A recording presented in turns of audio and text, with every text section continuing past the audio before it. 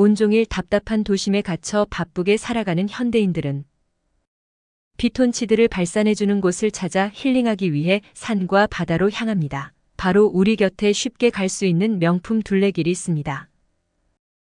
다만 1년 중 봄과 가을 두 차례 정해진 기간에만 열려 더 특별한 곳입니다. 한산한 평일엔 바람에 나부끼는 나뭇잎 소리, 새 지저귀는 소리만 들리는 곳, 걷는 내내 즐기는 피톤치드 샤워로 피로를 풀고 힐링할 수 있는 곳, 유네스코 세계문화유산 조선 왕릉 숲길입니다. 왕릉은 뛰어난 자연 경관 속에 자리 잡고 있으며 풍수지리적으로 산으로 둘러싸인 이상적인 자리에 위치해 있습니다. 현재 정비 중인 구간을 제외한 8곳의 조선 왕릉 명품 둘레길과 더불어 왕릉에 대해서도 설명을 함께 드리도록 할게요. 특정 정보만 필요하신 분들은 타임라인 이용해 바로 찾아가시면 됩니다.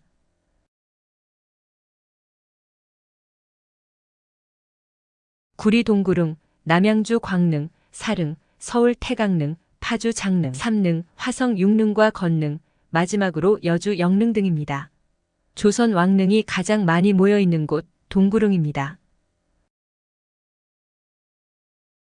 휘릉 원릉 간 1.4km가량 숲길이 개방되어 있습니다. 경복궁 동쪽의 9능인 동구릉. 조선을 건국한 태조를 비롯하여 중기를 대표하는 선조와 의인왕후, 후기를 대표하는 영조와 정순왕후 등을 만나실 수 있습니다. 풍수지리상 손에 꼽히는 명당 지역임을 짐작할 수 있네요. 정조를 닮아 영민했으나 일찍 요절한 효명세자와 조대비로 양아들 고종에 극진한 대접을 받은 신정왕후의 능입니다.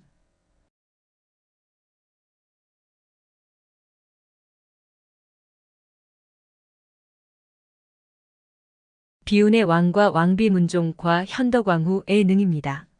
아버지 세종 옆에 묻히지 못했지요. 세조가 무덤을 파헤질 만큼 증오했던 현덕왕후가 이곳에 다시 극적으로 복위하기까지 50년이 필요했습니다.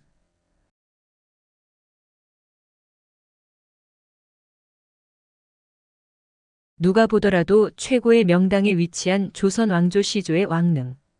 정작 태조는 두 번째 왕비인 신덕왕후와 묻히기를 원했습니다. 태조의 능침만 잔디가 아닌 억새로 뒤덮은 까닭을 아시나요? 태종이 아버지를 향한 속죄이자 효심으로 아버지가 그리워했던 고향 함경도에서 가져와 심었지요.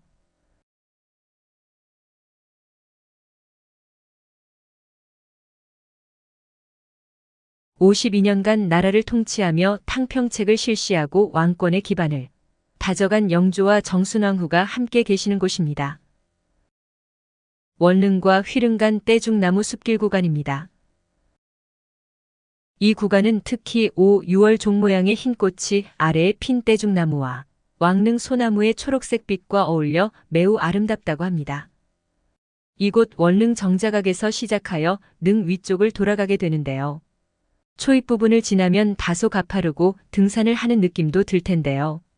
힘들면 천천히 걸으셔도 30분 정도면 충분한 구간입니다. 습길을 걸으며 단풍을 보고 가을 감성을 맡아보세요. 가슴이 뻥 뚫리는 상쾌한 기분을 느끼실 거예요. 이곳 동구릉 조선 왕릉 숲길은 소개시켜드리는 길 말고도 경릉 옆에서 자연학습장 방향으로도 아름다운 산책길도 있습니다. 잠시 후 소개할 아이들과 함께 걷기 좋은 숲길도 있답니다.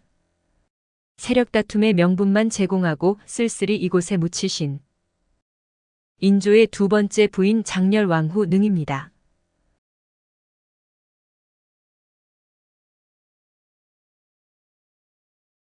왕의 숲길인데요. 아이들과 함께 산책하기 너무 좋은 길입니다. 맑은 가을을 맞이하여 많은 영유아들이 이곳에 나와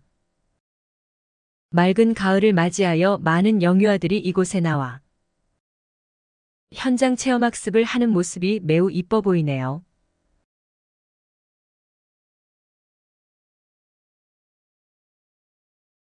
어린 조카인 단종의 왕위를 빼앗아 왕위에 오른 후 수 많은 신하들을 죽인 피해 군주이면서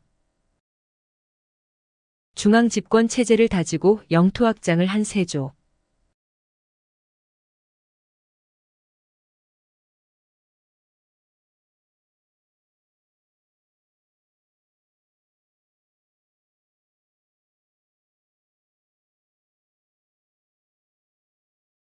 유일하게 현재까지 전해지는 조선 왕릉 하마비.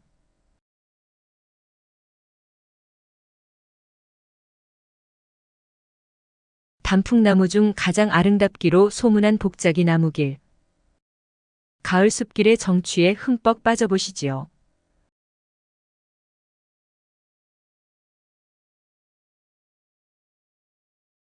조선 왕릉 숲길의 특징 중 하나는 능 위쪽 길을 지나는 까닭에 다소 경사가 있으나 중간중간 벤치가 있으니 한시적 개방으로 특별한 비밀의 공간에 들어온 김에 몸과 마음을 힐링하는 건 어떨까요?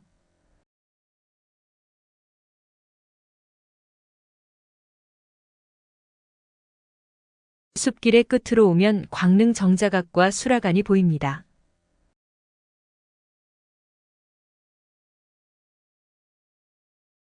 광릉은 조선 최초의 동원이 강릉입니다. 서로 다른 언덕에 왕과 왕비를 모시고 중간에 정자각을 둔 왕릉 형식이며 왕릉 간소화 정책으로 난간성만 있으며 신양로와 어로도 없습니다.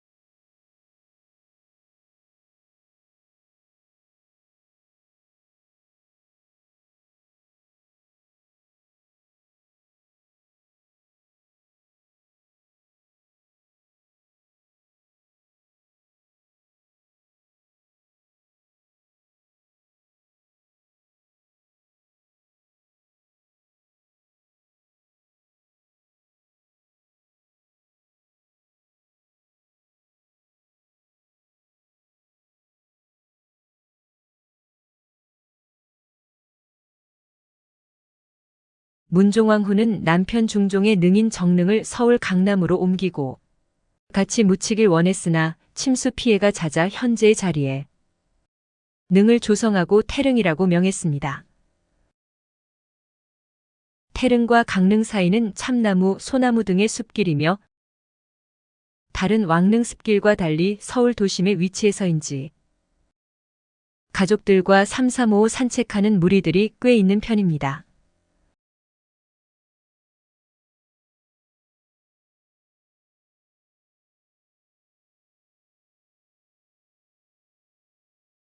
중간쯤에 쉴 수 있는 벤치가 있으며 강릉 방향으로는 불암산 정산도 보입니다.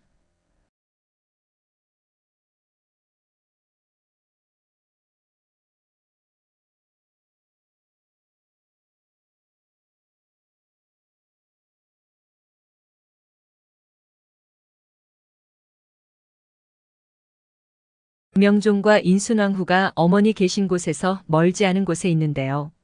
봉분을 나란히 배치한 쌍릉 형태로 정면에서 봤을 때 왼쪽이 명종, 오른쪽이 인순왕후의 능입니다.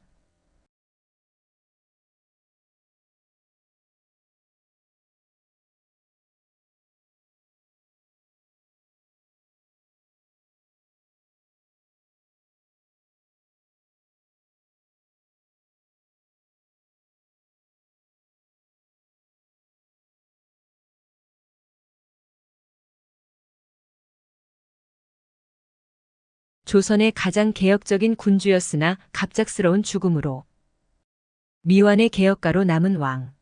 그의 능은 옛 수원 읍성이 내려다 보이는 곳에 자리 잡고 있습니다. 이곳에는 4가지 코스의 숲길이 준비되어 있는데요.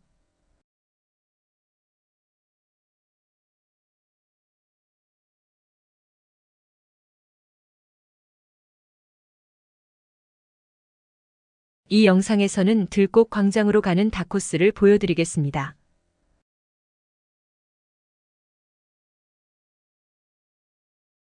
아버지 사도세자의 명예회복을 위해 노력하였고 당파와 신분에 상관없이 능력통해 인재를 등용하였습니다. 새로운 조선을 건국하겠다는 일념으로 화성행궁을 지었으며 강력한 왕권을 위해 장용령도 설치하였습니다. 그러나 49세에 돌연 세상을 떠나면서 왕이 품었던 개혁 의지는 모두 물거품이 되고 말지요.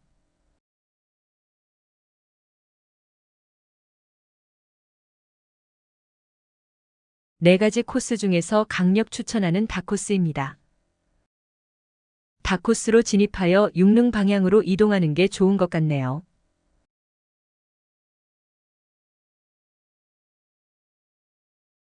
특히 이곳엔 들꽃 광장이 조성되어 있어 추억을 남기기에 매우 좋습니다.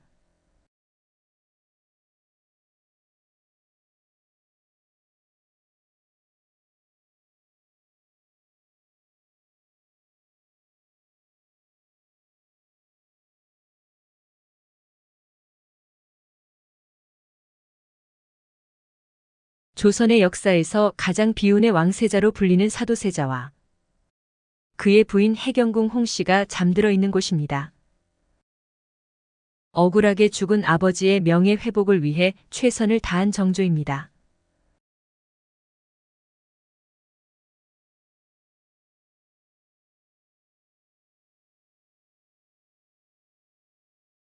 조선 최고의 성군이라 불리는 세종대왕의 능영릉입니다. 역사문화관에서는 세종대왕의 업적 등이 자세히 안내되어 있으니 꼭 방문해 보시기 바랍니다.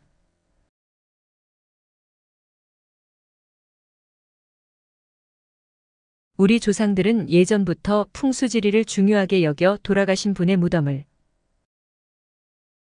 좋은 곳에 만들고자 했는데요.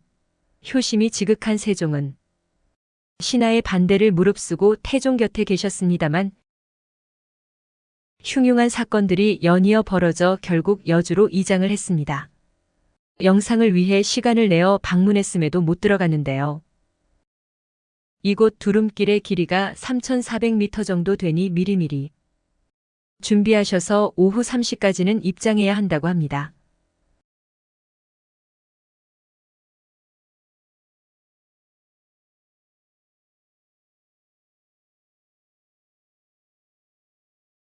세종대왕의 능을 여주로 이장했기 때문에 조선 왕조가 500년의 역사를 이룰 수 있었다는 이야기만큼 명당인 곳. 이곳에 오셔서 좋은 기운 받아가시기를 바랄게요.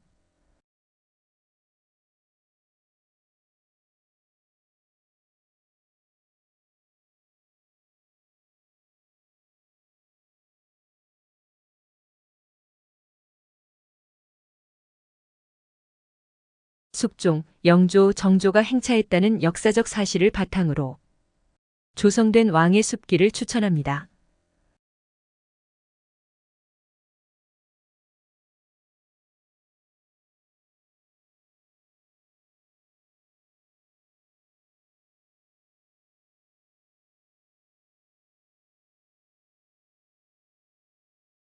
파주 삼릉은 조선조 세 분의 왕후를 모신 능입니다.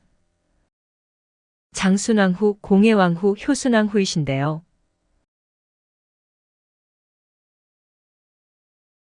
쉽게 볼 수 없는 개수나무가 있네요. 왕릉 관리자가 지내는 업무 공간이자 재양을 준비하는 제실.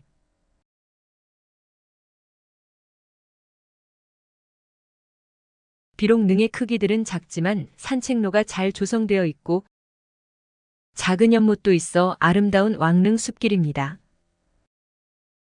한명회의 넷째 딸로 성종과 혼인하였으며 세 능 중 유일하게 왕릉의 형식을 갖추고 있는데 그 당시 신분이 왕비였기 때문입니다.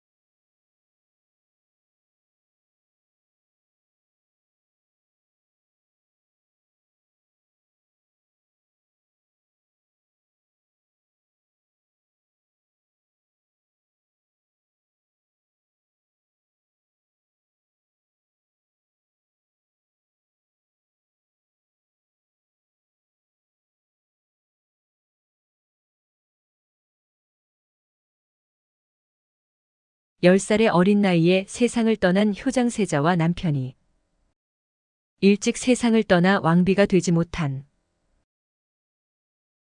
효순왕후입니다. 정조 즉위 이후 추존되었습니다. 공터의 주차장이 마련된 파주 장릉은 1623년 반정으로 왕위에 오른 인조와 인열왕후의 능입니다.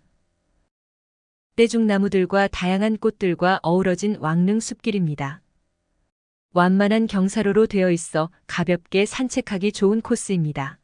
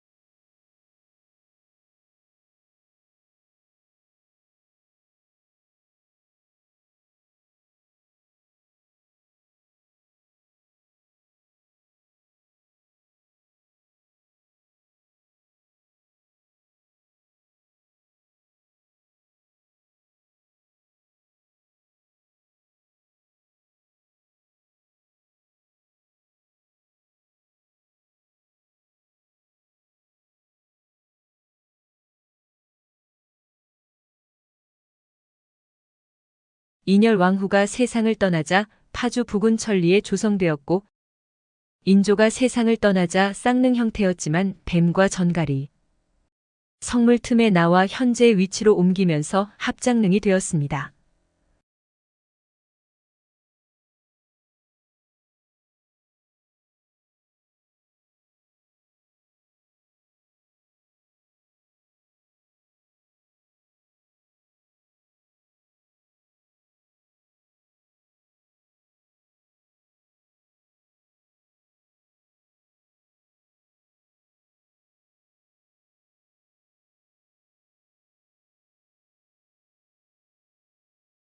단종의 왕비로 세조에게 왕위를 넘겨준 이후 신분이 강등되었으며 여생 동안 단종을 많이 그리워했다고 합니다. 20분 정도의 코스이지만 경사가 다소 있는데요.